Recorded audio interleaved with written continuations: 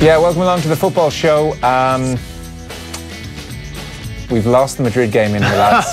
Just going to have to come out and say it because there's no other way of getting it to you. Shane, if you could come in and stick on the Madrid game. Here's the remote. Shane, you're killing us here. You're killing us here, lads. There's the game. There's the remote. Stick on the Madrid game. Top screen. All right, Kenny, here we are. So Champions League evening is progressing. We're going to be talking Manchester City football leaks with Christoph Winterbach, sports journalist with Der Spiegel. He's on the way. I know it's not floating your boat, but it's going to be the entertaining quick guide to the football leaks. Yeah, I wasn't really feeling it when you threw it at me, I've got to be honest. I appreciate it's not the sexiest topic in the world. Third-party ownership. Woo! Don't go anywhere, everyone. We're going to make this as interesting as possible, I promise. So, Christoph Winterbach, working with Der Spiegel. Kenny, guess how many documents football leaks have got their hands on that the Der Spiegel people and others are trying to work through? Guess how many documents, Kenny?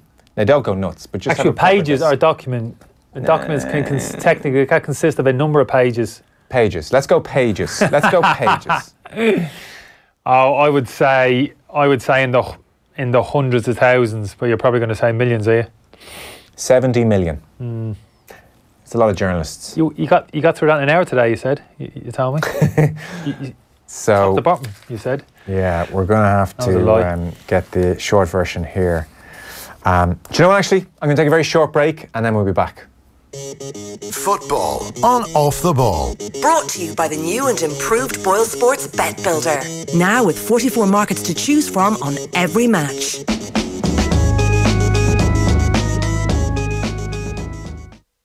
Tech Talk with Jess Kelly. The latest Tech Talk is available for download. We hear about the foldable phone trend and get hands-on with Nokia. We really make sure that we configure the product where you're getting everything that you want from a flagship, but then you're not paying those exorbitant prices. We want to make sure that technology is accessible to all. Tech Talk with Jess Kelly. Thanks to Harvey Norman on News Talk. Listen to the podcast now on newstalk.com or subscribe wherever you get your podcasts. I've been head of security for my family 35 years. Dog years, yeah. I deal with all the major threats, loud noises, postmen. AA Home Insurance takes care of the rest, house and contents. But that's just a backup. I've totally got this. I've got a nose for trouble. And bacon. With AA Home Insurance, you can claim up to €3,000 without losing your no-claims discount. Go to the AA.ie. Who's got clever home insurance? Covers one claim in any consecutive 3-year period. Acceptance criteria, terms and conditions apply. AA Ireland Limited Trading as AA Insurance is regulated by the Central Bank of Ireland. It's giving your teammates a lift to training on Saturday morning. Right, girls, everyone in? The Sunday kickabout in the park or a sneaky five-a-side after work. It's the Liverpool fan hoping this is gonna be their year. Yes! As Coca-Cola, we're celebrating where everyone plays because we're a nation of super supporters. Share the passion. Coca-Cola, official soft drink partner of the Premier League.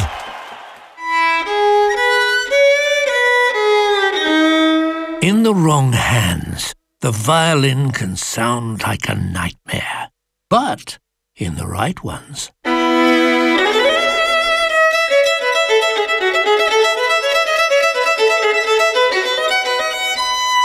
Put your Skoda in the hands of our experts.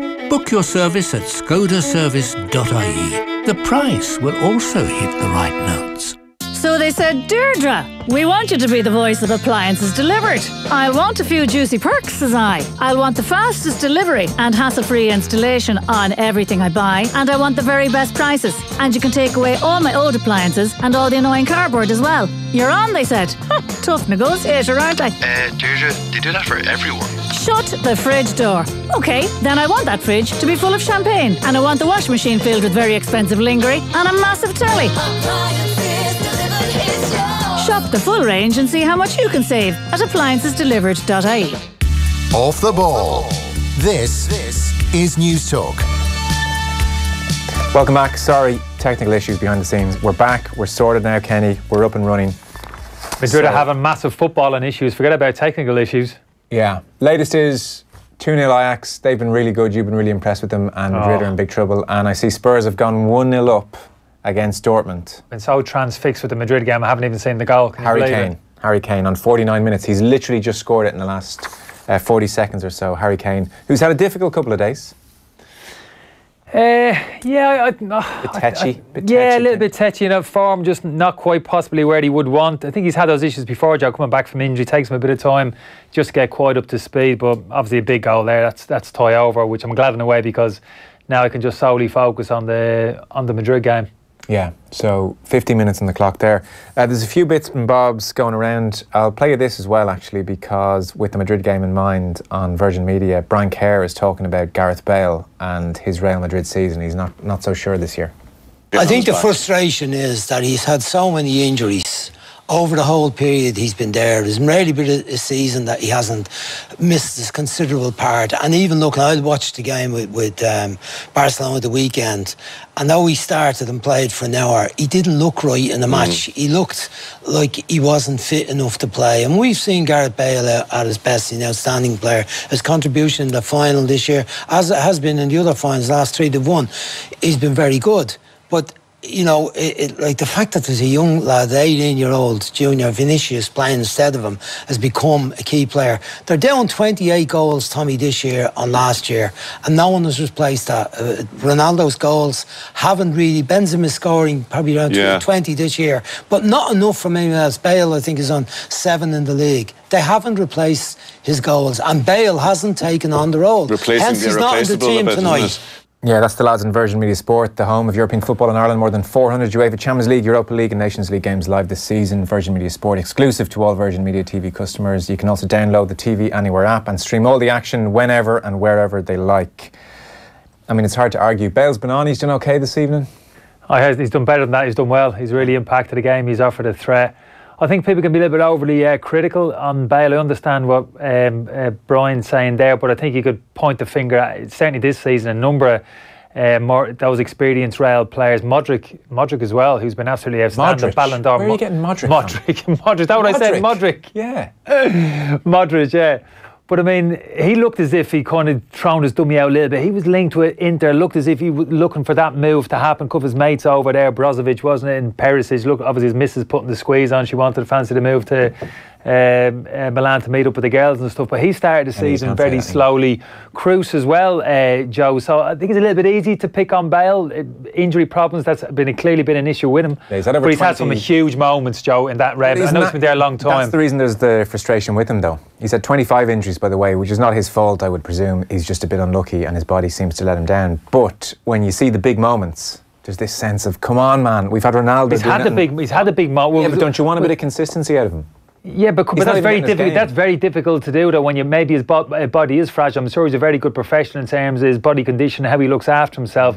But some people are just that way inclined. Their body just lets them down. So very difficult to find that consistency form over the course of the season when you're permanently, hamstring-related injuries, calf, whatever it is. Yeah, no, I know. That's not easy. I know I'm defending him here, but I do feel the need to feel people are a little bit overly critical of him. Did anybody really expect Gareth Bale to step up and finish this season with 40 to 50 goals over the course of the season? Surely not. No. I understand the principle, Gareth Bale to step in and fill the void, but not to the extent where he was going to chip in with 40, 50 goals. Like I said, I think you have to look further around the squad, the impact of other players as well, and how off form they've been in terms of contributory factors where Real Madrid are at this moment in time. And Bale could well be the difference in this game second half. He's shown enough since he's come onto the pitch. So more fundamental problems this Real Madrid team rather than maybe Gareth Bale not playing enough games and not quite hitting peak form in a Real Madrid jersey. Yeah, no, fair enough. So we'll see how he goes for the rest of the season. I'm curious to get your thoughts on Brendan Rodgers. So Chris Sutton, Kenny. Chris Sutton. He's not happy. He's also cashing in wonderfully, Chris Sutton. I mean, it's literally like someone said about 4 years to go to Chris. Chris, you know what you should do? Is just say stupid things that'll get people talking. So Chris Sutton has taken this very badly. Exhibit 1, this is Chris speaking on 5 Live. The likes of Martin O'Neill would never have left Celtic under these circumstances and do what Brendan Rodgers has done. And that is where the hurt comes from Celtic fans, in the fact Brendan Rodgers, it was the best job in the world, his dream job. He's a Celtic fan. Well, if you're all those three, why are you leaving now? Why not just see it through? Why are you going to a club which doesn't have European football, which isn't in a relegation battle? At least he would have had some sort of excuse. But that didn't happen. It stank. It stank. It stank, Kenny. But then he decided to go one little step further. But the bottom line is, if Brendan Rodgers is a Celtic fan, this is his dream job, just see it through to the end of the season. Nobody will have a problem with that. He is downsized. He is downgraded going to Leicester City, and that is a fact. Celtic reserves are bigger than Leicester City. Childish comment. Well, it's childish comment. No chance. It's true. That was in Robbie Savage. So that's Jolyon Lescott saying that's a childish comment, Chris. Childish comment. Yeah, no, he's let himself down. Chris doesn't care. He's just having a good time. No, he's no fool, Chris. He's a sharp lad. I know, Chris. I played with him, so yeah, it's good headlines. Where did you play with him? He came up to Birmingham for a period of time. Oh, he was a lovely player. I mean, obviously he was past his best probably then, Chris, but I couldn't believe how good he was. One of those players, I'd seen him playing obviously in the Blackburn team, etc., etc. Yeah. But a bit like Darren Anderson. Darren Anderson came to Birmingham for a short period, didn't play too many games, again towards the tail end of his career. Joe, I couldn't believe how good he was. He was another one. Darren Anderson, absolutely brilliant football. Do you know, look, I appreciate the Sutton and Shearer partnership especially. But I can see Darren Anderson how good he was. You know, I get players have said you don't actually realise just how good he was, and so I say fair enough. I appreciate that. I'm surprised you're hitting me with Sutton as well. Yeah, he was another one. I obviously held him in high esteem. He had a wonderful career, etc., etc. But see people up close on a train on a day-to-day basis. Oh, lovely footballer, clever, smart. What surprised you about him? What surprised you about him that you hadn't fully seen on TV or experienced before that? Technically, just technical ability. Just he could play anywhere, centre half, any area of the pitch, comfortable and sharp, smart. You know, I hadn't quite got his legs. Never really had the legs, to be honest, but clever operator, uses his body well. Just a lovely all-round player. Funny lad as well, and quite bright. And you've seen that in the media nowadays. He's gaining headlines. I wasn't sure of his argument originally. He was talking about, first he was saying leaving mid-season, and then he was saying, Leicester. Is he saying it was just mid-season, or the fact it was Leicester that he was going to? Because at the end he seemed to be saying it was just the fact it was during the course of the season. What's the pitch? I heard a pitch from somebody to say that Leicester were prepared to leave Rodgers there till the end of the season and take him in the summer. Did you? Somebody threw that one at me. Have you heard that? No. Oh, that's because if that was the case, then I'd be massively surprised if he jumped. But if Leicester put it on his toes and said, look, we need to make an appointment now, you're our man, but if you're not interested, we're going to look elsewhere. Yeah. Then, to be honest with you, I can understand it on a lot of different levels. I'm not saying Leicester are a bigger club. You can argue that one until the cows come home. There's no right or wrong answer. That's purely opinion-based. Who's the bigger club, etc., etc. I know Celtic for obvious reasons, but the fact Leicester, the competitive nature of the league that they're in, financially, everything comes into it. I think Rodgers still has ambitions to go and manage at the top level in terms of top four or abroad. Maybe he feels if he can go in and make an impact at Leicester, the squad they have, events, some good talent in that squad, Joe, some really outstanding young talent. There's money to spend. There'll be money thrown at him in the summer. I still think he feels not he can take Leicester potentially Champions League into another title, but he feels as if he can bounce from Leicester into one of those top 4 or 5 jobs in England still, potentially. Chelsea, Arsenal, I think he's still ambitions. I mean, he backs himself, Rodgers, you know what I mean? He's not backwards about coming forwards. I still think he feels if he can manage at the highest level, even abroad. And maybe he strikes me as the type who kind of maps out 3, 5, 7 years. This is where I want to be. And he said all the right things at Celtic. We know that. He's never going to say at Celtic for the rest of his career, I love Celtic, this is my dream job. Well, that doesn't translate into I'm going to stay here for the rest of my career. Everybody knew it was going to end. It's just a matter of when. Yeah. So I can understand the timing, but I can also understand from his point of view, because I don't think...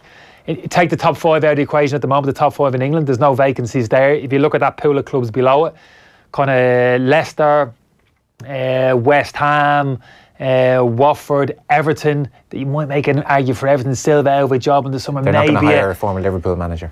Yeah, exactly. Yeah, so taking all those things, what's his best? Is this his best option? I think in terms of getting back into the Premiership, invariably where he wanted to come and actually, you know, buy into a project. That's probably one of his words, you know, all his buzzwords that he uses. Yeah. I think it's a good opportunity for him to go in with the squad available, the money behind, but actually go and make a real impact with Leicester. So I can actually understand that why he's jumped. Okay. He's taken the reaction very badly. Rodgers, he's quite upset by it. He's been doing various interviews trying to turn things around and smooth it over, but they're not having it. He did say at one stage, he was asked, what would you say to the supporters who've abused you? He said, I'd say, what the F are you doing? I'm one of you. Bloody hell. Okay, I made a career decision. So I think he's been a bit taken aback by the... No, he's got to take it at the end of the day. I mean, you've got to know the consequence of the decision, and I can understand the hurt of those Celtic supporters, no doubt about it. But if you ask me from a logical point of view, I don't buy into this. If Chris is saying, what the hell is he doing? This makes no sense. For me, it does make sense on a number of levels, and I don't know Rodgers personally, but for how I've seen him speak and potentially where he sees himself, I can understand how he sees it potentially in terms of progression, even if others don't. Okay. Still Spurs 1, Dortmund 0 in the night, 4-0 aggregate, and still Ajax going through against Madrid. 60 minutes gone at the Bernabeu, 2 first half goals for Ajax. They lead 3-2 on aggregate. We're going to turn to Manchester City and the continued football leaks concerning them effectively flouting financial fair play regulations. Delighted to say we're joined by Christoph Winterbach, a sports journalist with Der Spiegel. Christoph, thanks for joining us. I appreciate you guys are very busy just now. Great to have you on the show. Well, thanks for having me. So we were just talking, okay, and here's the truth, and I don't know if you are aware of this at Der Spiegel. Everybody is keeping an eye on the headlines, certainly, and I think there's a lot of admiration for the amount of work that Der Spiegel are doing. There is a huge amount of work in breaking a story like this, going through the many, many documents, getting them verified legally, financially, and every other which way. And you're putting together the reports, and we're reading them. But I think lots of people find it very complicated. Some people probably find it, frankly, a little bit boring. And Manchester City just keep releasing the same statement, which is, we're not going to comment on any of this. And there's just this sense that they're riding out this storm very well, Manchester City. Well, I would agree that this is a very complex matter. Obviously, this is not what the normal sports fan wants to consider when they're trying to just enjoy a game of football and enjoy a title race in the Premier League. But now football is a business and a very with very high stakes in it, and Manchester City has gone on lengths to get an advantage over the other competitors in the last years, and somebody has to take a look on what they're doing and try to tell the whole side, the whole truth about it. That's what we're trying to do. Yeah. And right, absolutely, Manchester City have not commented on any of this stuff. It's only Pep Guardiola who has been so unfortunate to sit on press conferences, and he's the only one from the club who can't run away pretty much when he's being asked questions. And he says, well, we as a club, we of course want to respect the rules. But I disagree, because his managers in the club that are doing those financial things, they don't respect the rules, and they haven't in the past. I should let people know Tadic has scored a third for Ajax at the Bernabeu in 63 minutes, so they now lead 4-2 on aggregate. Wow. And that is another away goal, so Madrid are going to have to score 3, which is the amazing thing. Although, is there VAR happening? There's VAR happening. The ball may have gone out of play for a throw-in. It looks like it did. I think that goal is going to be disallowed. We'll let you know when it has been officially. So, Christoph, if you could sum up the latest wave of reports in Der Spiegel over the weekend, what do these focus on? What are the main findings? Well, the past weekend we focused on a story where it's, I guess, very interesting for the English Football Association, because a couple of years back they asked Manchester City about a player transfer. He came from South America. Bruno Zuccolini was his name, and Manchester City declared that he was under a TPO, third-party ownership structure, and they wanted to buy him and get rid of that structure. And that was all like normal business. In England, TPO was banned. In other countries, it wasn't. But the FA kept asking questions, and they wanted to know what kind of companies financed this TPO scheme, and they kept asking for the funds that flowed into the company. And I guess what they were suspecting was that Manchester City had something to do with it, and they were absolutely spot on.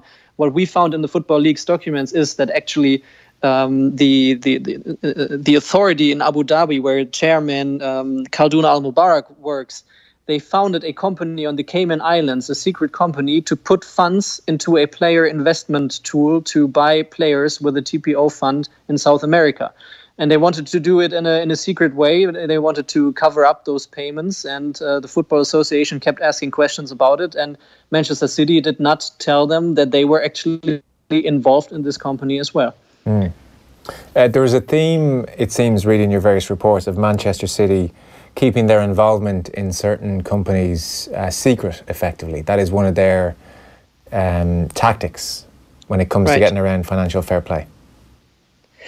Yeah, this is the financial fair play thing has been going on for many years. In 2014, Manchester City signed a settlement agreement with UEFA because UEFA were investigating, and they were suspecting that some of the sponsors from Abu Dhabi were in fact only investment vehicles by Abu Dhabi and its ownership, the club's ownership. So they negotiated a settlement agreement which was very favorable to Manchester City. But what UEFA didn't know at that point was the extent to which all the Abu Dhabi sponsors were actually paid by very senior officials from Abu Dhabi State Department.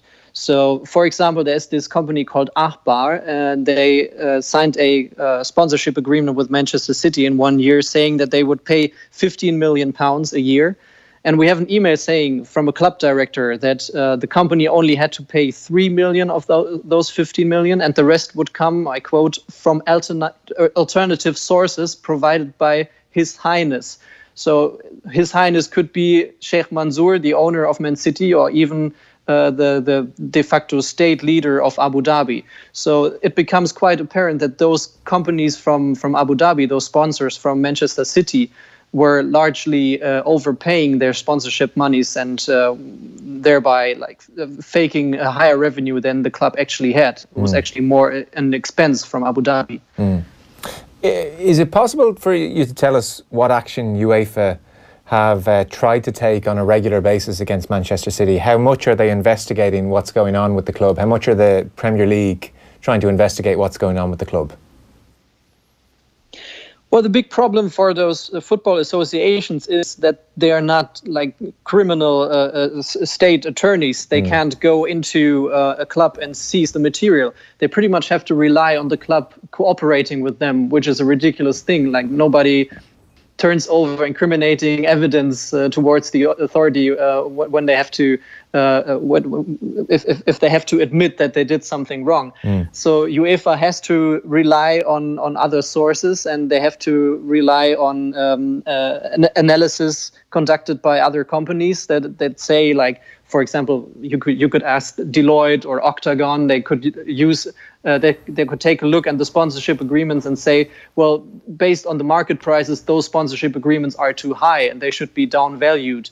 But now with the Football League's material, we have an inside look into how the club operates, how they actually meticulously plan how to hide those payments and how to put in funds from other sources into the sponsorship companies and to route the money through those companies. So what UEFA could do is actually go to the source of football leagues and ask for that material and actually have this inside look for their investigation. So it's alleged as well that Manchester City have set up a player investment fund aimed at buying shares of football players to make a profit as well. Effectively, we're talking about third-party ownership, which is a thing to do for several reasons. It gives them control over promising talent and also their investors effectively in assets, and they will make money every time the player is transferred. So this practice has been banned since 2015. Give us a sense of Manchester United's or Manchester City's involvement in third-party ownership. That's the topic that I talked about in the beginning. They had this secret company on the Cayman Islands, which was used to put into the funds into that scheme. And they were obviously aware that if it became public, then it would be a problem, at least an ethical problem for the club, but also it could be a problem with UEFA, because they could say, if there is a club actually owning players from another club in Europe, for example, then this could be a matter of conflict of interest, of competition problems. And by then it was already not allowed in England. So it would have been a bad look either way for Manchester City. And I guess the super safe and super respectful way would have been to just not engage with this sort of investment from the beginning, from the start. Yeah. And Christoph, do we know if they're still involved in that sort of investment, or is that a question mark, or have they stopped? As far as I know, this player investment fund that they envisioned in the beginning. So by now, the scheme is not being used. Okay.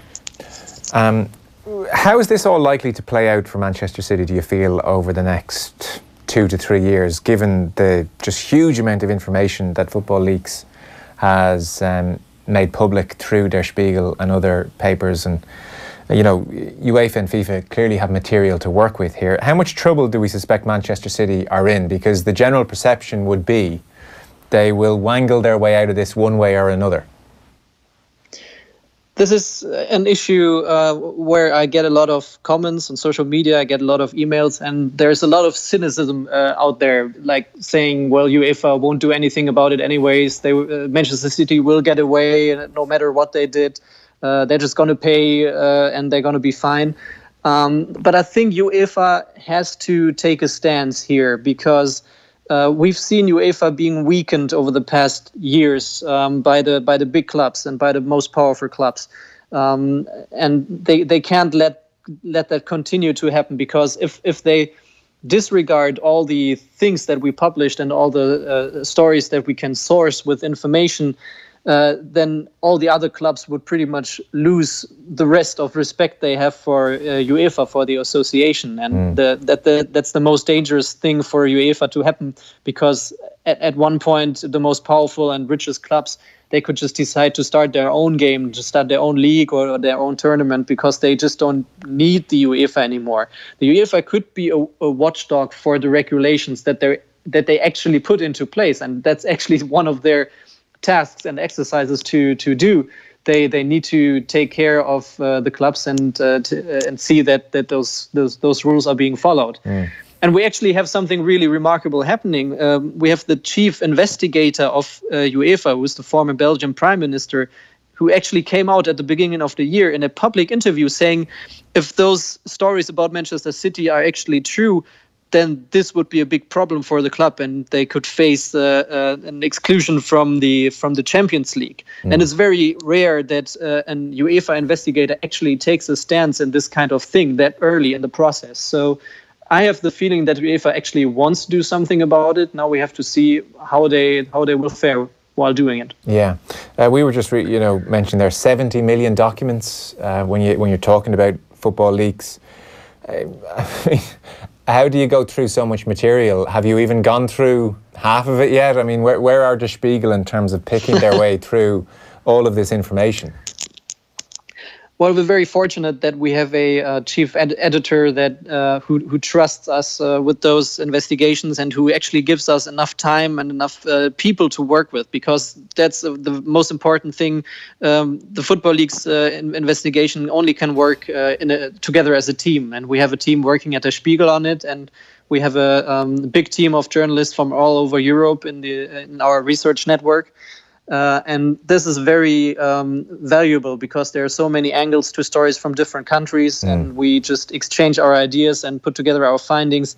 And I don't think we have seen anything close to a couple of million files, but we have a software that we're developing as we're going on, and trying to get a feeling for the data and try to see what we can actually find, and working on our software to make it better to go through this big amounts of data. And in the past couple of months and years, we already all over Europe published over, I think it's now 700 articles in all kinds of countries. And we keep doing it, so there are so many stories that we can report on, and I think there will be much more coming from this database. On that point, one last question. Rui Pinto is the person linked to the leaks. He was arrested in Budapest, and it seems he's going to be extradited to his native Portugal. He says, I haven't committed any of the criminal acts I'm accused of.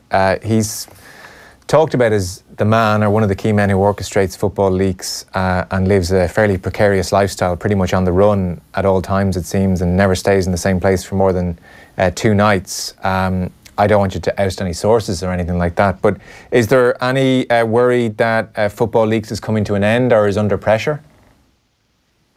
Well, he's under pressure, that's for sure. There was the court hearing today in Budapest, and the judge actually decided to have him extradited to Portugal. Rui Pinto and his lawyers are going to appeal this decision. And, well, they're saying he's a whistleblower. He's not working for his own advantage. He's actually trying to uncover bad in football and actually trying to reveal financial crimes and other like tax crimes and other things. And they can back it up because even before he was arrested, he was already cooperating with French authorities who were very interested in this data. And it's not only French authorities, but also from Belgium, also from the US. They all want to use the material to actually conduct their investigations into criminal proceedings. And if he gets extradited and he has to hand all the data to Portuguese authorities who for some reason don't want to use it for their investigations or they can't do it for legal reasons, then a lot of criminal proceedings that are relying on the data would have to be stopped. And I think that's something that should worry not only football fans, but people who care about, for example, tax justice as well. Okay. Listen, fascinating. We're really only in the middle of this whole big story, and we'll have to see where it all goes. But yeah, it was great to get your thoughts on fresh allegations against Manchester City. Christoph, thanks for your time. Thank you, guys. Christoph Winterback there, sports journalist with Der Spiegel. It's complicated. I mean, it really is. It's hard to kind of even pick it apart. Kenny Cunningham, where are we in football? What's going on? I'm seeing you jumping up and down out of the corner of my eye. What a game. What's the score in the Bernabeu? Well, it was 3-0 not too long ago. Brilliant goal from Tadic on the counter-attack. Huge controversy where the ball was out of play for a throw-in. Seemed to take an eternity to come to a decision. Real Madrid give themselves a light line. Asensio scores, brings it back to 3-1, and then Ajax go down the other end of the pitch and shown out direct from a free kick tight to the touchline. How we got it over Courtois into the far corner, I don't know, but I think it was intended. Normally those in-swinging free kicks are unintentional, but if you look at his eyes before he takes the free kick, there's a close-up. For me, it seems as he's totally focused on that far corner, and the flight of the ball as well indicates that he was looking for that kind of postage stamp inside the back post. Brilliant execution, and it's got to be tie over 4-1. Real Madrid need another 3 goals in the space of 15 minutes. You'd never rule out this Real Madrid team, but I can't see it tonight. The kind of quality this Ajax team is playing with, still going forward. Joe, still committing players into the last third of the pitch and still hunting for more goals. Yeah, this is extraordinary, isn't it? Is it that Madrid have been terrible as well? No, I've got to give this, from what I've seen of the game, and obviously we're looking at both games for the first probably half an hour, Joe, but then literally couldn't take my eyes off this. Some of the quality of football they're producing is absolutely exceptional. I know we referenced that a lot of people have over the past 12 months, De Jong in central midfield and De Ligt at centre half, but other players like Ziyech and Neres playing off the flanks, Van de Beek like playing in a kind of far advanced midfield position, like been absolutely outstanding. De Ligt in particular, we spoke about him before the game, and it'd be nice to get eyes on him in this type of game. Huge pressure on his shoulders, big expectancy, people looking at him this evening. Joe, I can't tell you how good he's been. Really? This kid's 19 years of age. You can't take your eyes off him, just physically, how physically imposing he is. Good feet, can take the ball, can step forward, shows real composure, and just can't get near him. You get near him, he's just literally palm people off. That kind of Yap Stam, that's why even Van Dijk, that type of physical stature and pose and stature with all, just no real weakness in his game. I'm looking at him, I can't judge a person off one over the course of 90 minutes, but of what I've seen of him playing, I haven't seen enough. Every time I look at him, I think, oh my God, this kid's just going to be outrageous. Yeah, but in terms of every man all over the pitch, Ajax absolutely breathtaking in terms of the quality of the performance. Madrid have huffed and puffed, but just not good enough. Just can't live with this young, vibrant, dynamic Ajax team. Okay. 4-1 there, 79 minutes on the clock, and Spurs 1-0 up away to Dortmund. Harry Kane with the goal on 49 minutes, so 4-0 on aggregate there, home and hose Spurs. Very nice to win away from home as well, I'm sure. The Under-17 European Championships taking place in Ireland next year, I'm sure you know, and John O'Shea is an ambassador for the tournament, and he was speaking to our own Stephen Doyle yesterday about the tournament, and first whether this will be his last season on the pitch. Well, it could be, but it might not be as well. Let's wait and see. The last few seasons in particular, obviously I've just waited until the end of the season, let the dust settle and then make that call then. But look, whatever happens going forward, I've had a chance to play professional football for 20 years, so it's I've had an amazing run at it and plenty of ups and downs along the way, but to be able to do a so-called job that I've been doing from 6, 7, 8 years of age to the age I am now, it's been obviously amazing. So, and there's lots to look forward to as well. I've been doing little bits of TV and punditry stuff over in the UK the last few months, just getting a little flavour for that also. But obviously having my A licence. And to think about starting the pro, I was going to start it recently, but I just thought while I was still playing that I wanted to wait until I was fully committed to start a pro licence, because it's not something that you kind of want to do when you're still playing. I think to be retired from playing, I think is a better thing, and you're fully committed to it then. And so that's something I'll be looking forward to doing down the line. But let's wait and see. A few of your old teammates have kind of gone down the punditry route. A few of them gone down the coaching route. I know, say, Robbie Keane is now working with Mick McCarthy. Damien Duff tried the punditry, but now he's involved with Celtic. Roy Keane, of course, he's done a bit of both. Which would you prefer, do you think? Would you prefer to get into coaching management, or would you prefer to be sitting there analysing games? Yeah, it's one of them things. I think initially, look, you want to stay in football. I think especially with the players, the management, the teams that I've been at, if I haven't learned a few things over the years, especially internationally as well, that I'd be disappointed if I couldn't have an impact at a team, whether it be to coach, manage, whatever the case may be, with younger kids or with senior players, that I'd hope I'd have something to offer, and that's definitely a route I want to explore at some stage.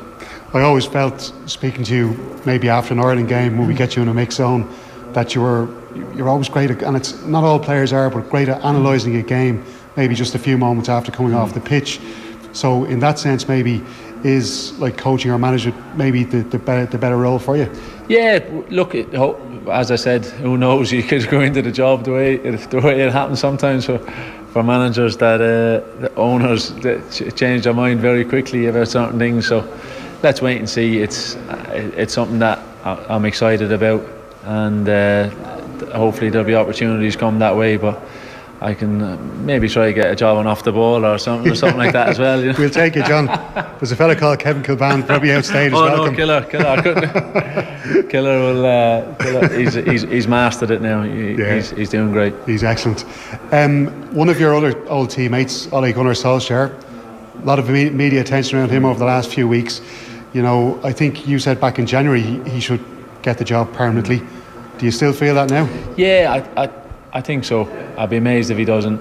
I think just the fact that how he's turned the whole club around so quickly, and it's not just obviously more. It is important, obviously, what he's done on the pitch, but more so off the pitch also. The impact seemingly he's had around the training ground, the whole place at Old Trafford as well. The whole place is buzzing again, and obviously results have dictated that too. And he's been, alongside Mick Phelan, a crucial part to that, and obviously Michael Carrick and the coaching staff as well have been crucial too in that. But he's just give a freshness, and he's shown his qualities. Not just people say, oh yeah, he's a nice fella, he's a good man, but he's shown his qualities as a coach and as a manager, how he's transformed. Yeah, they've had good players, but great players, but they haven't been performing. He's made them perform. they've consistently shown it now the last few weeks. PSG obviously will be one of the ones that it was a bit of a, shall we say, a blip, but you have to remember PSG have been at the forefront of the European games, and they've had a right go to get success in the Champions League financially as well. So there was, even though they were missing a couple of players, people were making out that it was going to be quite comfortable for United, but PSG have a fantastic squad and they were able to cope with it, and Ollie has a big test on his hands to turn that game around in Paris coming up. So, but as I said, even if he doesn't turn that game around, I think the job has to be his going forward. Mick McCarthy names his first Ireland squad this month. I think there's a lot of excitement around it because, and even speaking to Kevin Kilbane has been talking about the fact that Mick, even though he's got such a short time with the players before his first games, that he can really get a dressing room, get people motivated. Is there any players we might be surprised to see in the squad? And you're in the Championship, you're playing the Championship. Maybe players you've seen there that you think should be in there. Yeah, well, look, I'm sure Mick will be close enough to finalising the squad as we speak now. Obviously, I hope, everyone hopes that the lads who are established stay fit and healthy, because obviously the numbers playing at the higher level, it's getting that little bit smaller and smaller. So we've got to make sure they stay fit and healthy, playing competitively, and that'll give Mick a good base to start from. Hopefully he gets off to a flying start with 2 wins, and I think he'll get a bit of momentum.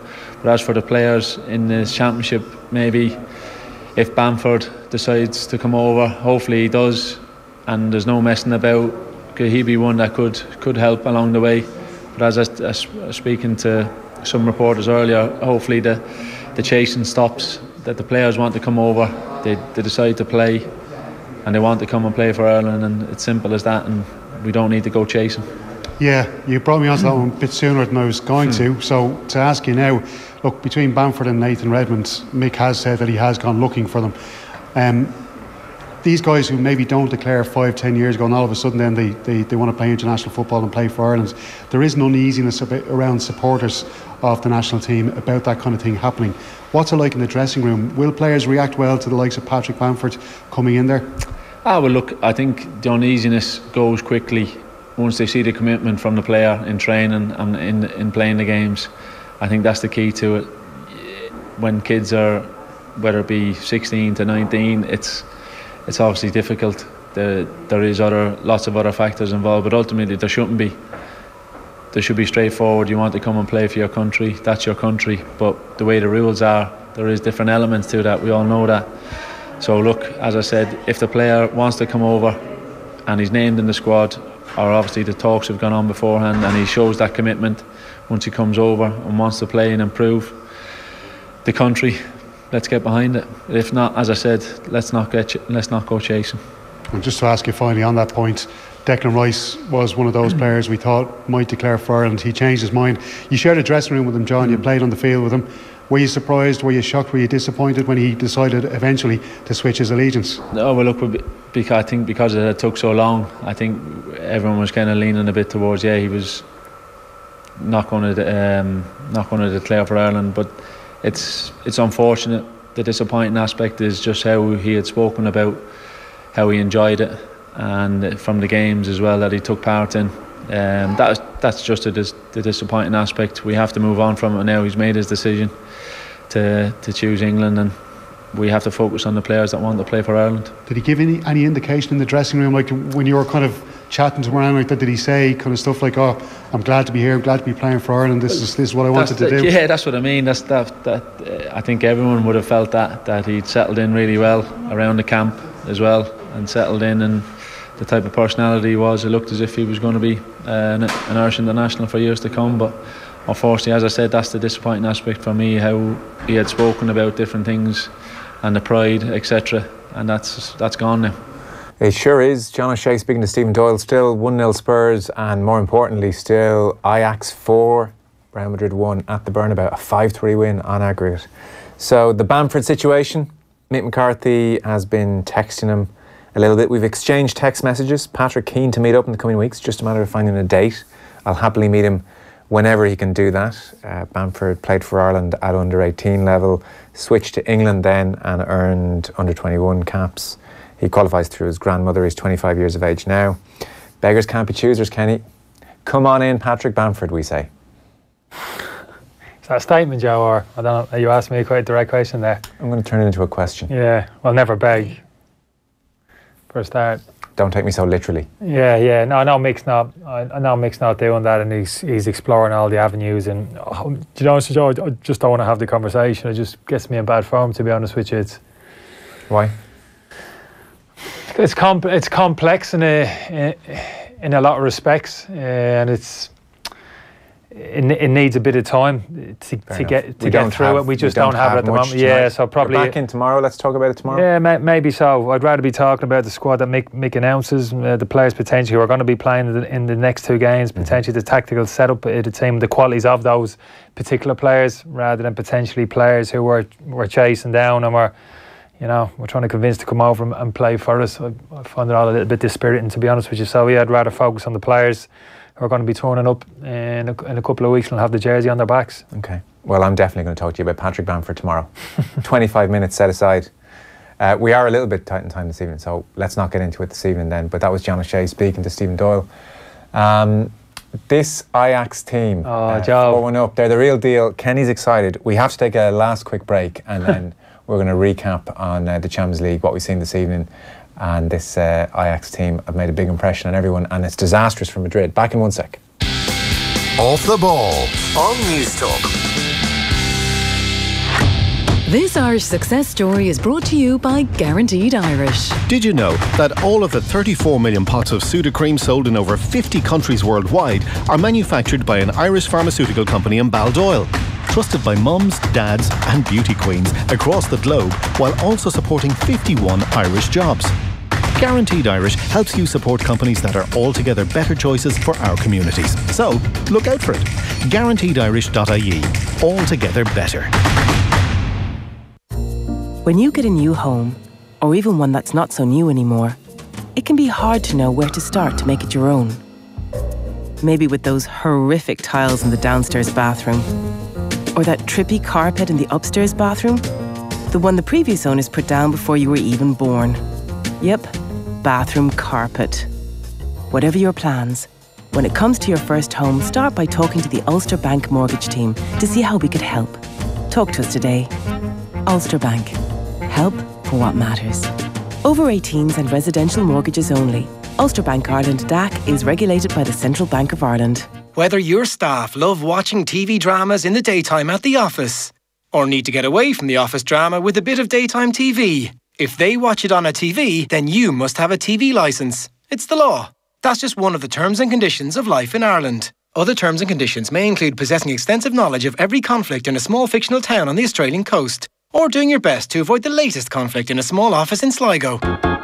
No matter what you watch and where, if you don't have a TV licence, it's our business to know your business. So get yours at tvlicence.ie or at any post office. Brought to you by the Government of Ireland. Off the ball. This is News Talk. No change. Gone full time in Dortmund, so Spurs 4-0 on aggregate. Really impressive stuff, you'd have to say. A 1-0 win, even in Dortmund this evening, is really good, because I'm sure first 25 minutes Dortmund were really up for it and pushing for a goal, and it was a bit open, and Spurs have seen that one through. But the story of the night is Real Madrid 1, Ajax 4. They're into added time now. Mike and Kerry has read my mind, and just like every Ajax team since the 80s, they'll be stripped for parts. Yeah. Shame. Just like Leverkusen, Dortmund and Monaco most recently. I did have the thought that this season may be as good as it gets for this Ajax team. Yeah, I think you're right, because obviously De Jong's committed himself. De Ligt is another key player, and if potentially Ajax decide to do business there in the summer, yeah, they can reinvest those funds to an extent, but players of that exceptional ability, the centre-half in particular, I spoke about him already. Yeah. I mean, he's going to be an absolute world class. He's going to be the best in the world. Madrid season's over, is the other thing. Yeah, and this was the thing, slow start to the season, but I even touched upon it myself maybe before the game, saying, well, experienced team comes to the business end of the season, they just find the best form when it matters most. But when they needed to step up tonight, they were just found wanting. They've just been blown away, Joe, and they've had no answer. Spoke about like 2-0 down, the likes of Modric and Cruz needing to get on the ball and really impose themselves and literally drag the team back into the game. Haven't been able to do it. Just haven't been able to do it. And what struck you about them? Like, it can't really be a total lack of quality. Are they just looking a bit old? Are they looking a bit uninterested? It can happen that way, can't it? Some of the kind of great club teams, there can be like a seismic moment, just one game, 90 minutes, where you just feel as if that's it. It's done. It can just hit you. It can come as quickly as that. I know they've been struggling over the course of the season. I've kind of said before the game, it hasn't just been about Bale. Modric really has been out of his high levels of performance last couple of years. Cruz as well, a little bit indifferent. I know they have problems defensively. They haven't been able to put out that back four that we're so used to seeing. But no, like you say, Joe, it's looked a bit of an old team this evening against this young, vibrant Ajax team. And it hasn't just been the case, it's been run around the park like headless chickens, Ajax. They've played with their heads as well, played smart football, moved the ball well, technically very good all out, good rotation in and around the ball. And when you add good athletic ability to that, good legs, that's not easy to deal with. And mentally as well, Joe has spoken about, just not daunted whatsoever by the occasion. Actually look as if they've revelled it, they've really enjoyed it. And Tadic, we're used to seeing being in and out of the Southampton team the last couple of years. The qualities his strike for that third goal, oh my God, gone beautiful. full time now. Yeah, they've picked out Solari there as well. He's in trouble. Well, he's out. He's more in trouble. He's out. He's as good as out. So that's going to be the talk now. Mourinho will be making his noises. I was just going to say, so like, does Mourinho feel like the right man to fix this mess? No, not particularly. I mean, Pochettino looks like the man to me. Personally, like, in terms of a young coach to go in there and impose himself, tactically set people out the door, people to come in. But do you get that amount of time at a club like Real Madrid? That's the type of question Pochettino has got to ask himself. I think Mourinho would take it, regardless of position he's in. I think Pochettino, for me, has to give it a little bit more thought potentially in terms of the amount of surgery that's needed at that football club, because they won't give you much time. Exactly. Maybe let someone else make the first few incisions and then you come along in 18 months when they bought a few players, because it looks like a lot of turnover needed. Kenny, we're done. So Tom Dunn is on the way next. I'm reading OTB have a cracking show tomorrow. Philip Sant-Andrea is on, and they'll have Andy Lee as well. Kenny Cunningham in studio as well, it says here. I always pop in. Yeah. I like to join the breakfast club when I'm over. And then guess who's back on the radio at 7 o'clock? More Kenny Cunningham doing a Patrick Bamford special from 7. 3 hours. Wednesday night rugby as well, Keith Wood, and we'll keep an eye on United PSG. I mean, I'm not writing off anything now after what we've seen this evening. So United only 2-0 down. That is all on the way tomorrow. Enjoy all that. Tom Dunn is on the way next.